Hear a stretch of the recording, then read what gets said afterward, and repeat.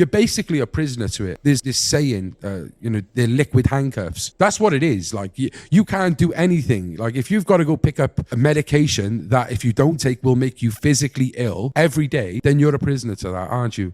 You can't go on holidays. If you want to go away for the weekend, you've got to speak to your doctor. A methadone clinic just opened up in my former neighborhood in Kettering, Ohio, and I've been a substance use counselor for over 12 years, and I know for a fact that this is a scam.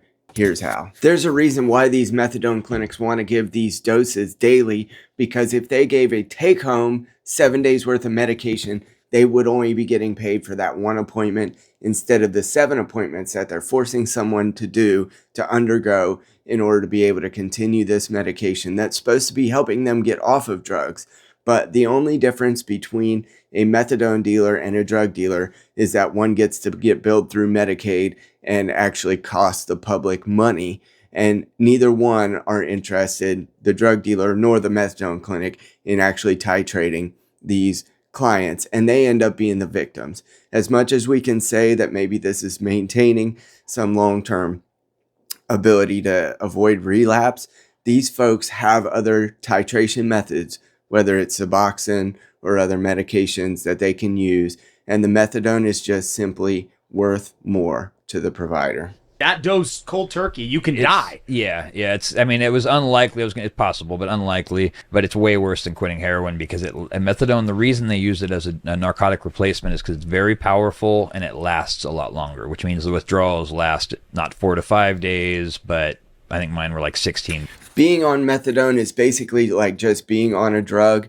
And the fact that they're still giving this to people demonstrates that the pharmaceutical companies, as well as the people in these treatment industries, are simply exploiting the people that come through the door. And when those people say they're uncomfortable, they put them on higher doses of methadone, which in fact creates the situation where they take longer to get off of these medications.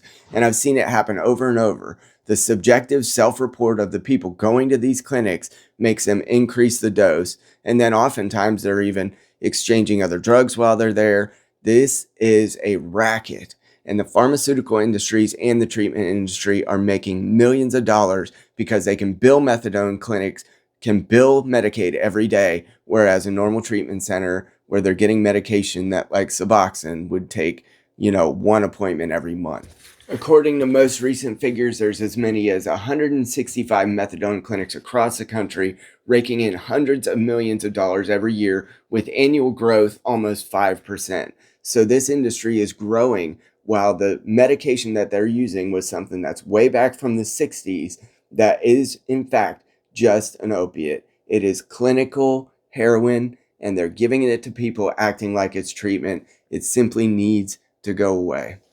This is part of the reason why my industry is disgusting to me.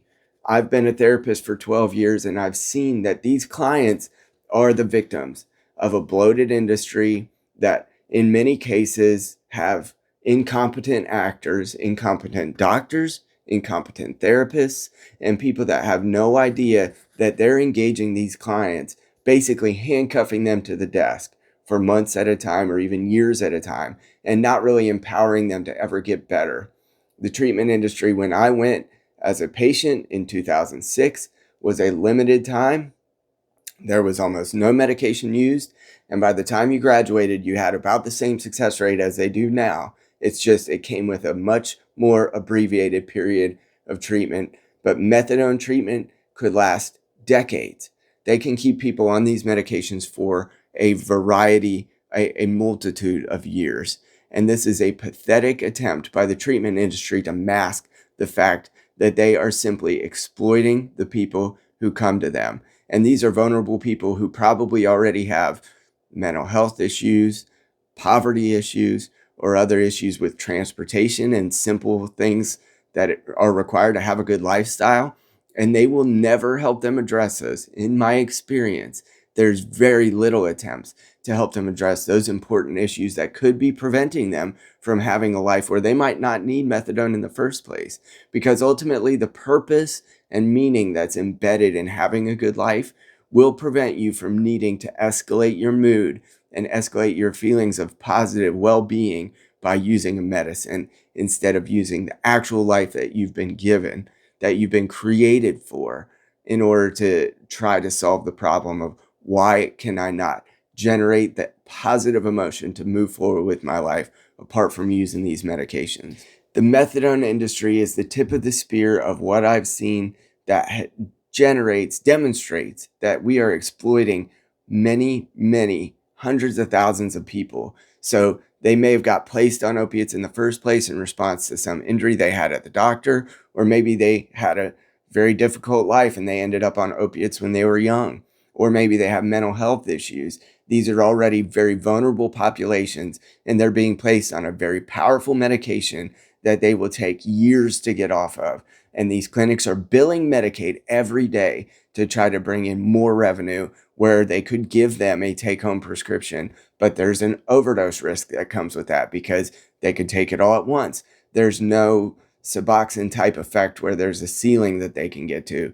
And so if you're giving someone a medication that could overdose them that badly, perhaps you shouldn't be giving it to them at all. This is part of the reason why I've begun the fight on this channel and throughout my education, my higher education, to try to take down the parts of this industry that are actively exploiting people. The tip of the spear, the absolute tip of the iceberg that demonstrates that this industry is not always out for the improvement of the lives of the clients, is the fact that they're giving these daily doses, burning Medicaid money that could be used elsewhere, and giving people years, consigning people to years of being on a medicine that's very uncomfortable and very hard to get off of.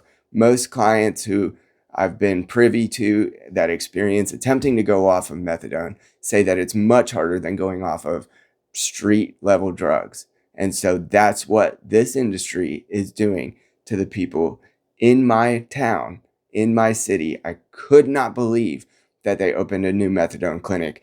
There just is not a clinical reason why we can't use other better medications for titrating off of opiates.